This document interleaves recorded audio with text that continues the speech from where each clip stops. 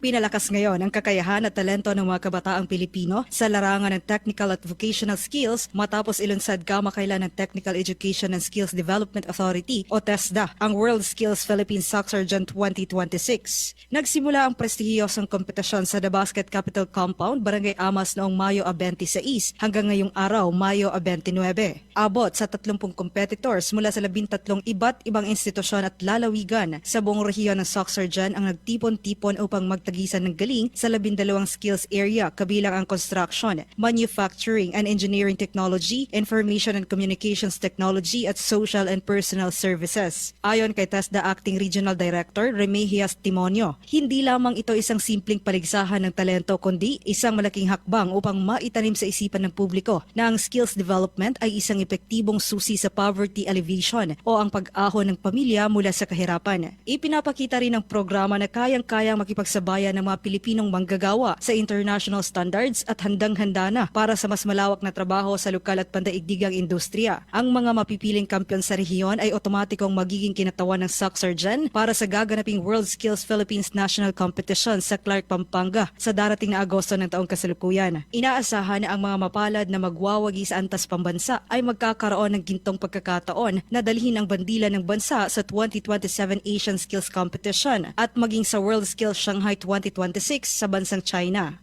Joanne Oranio, NDBC, PIDA Balita.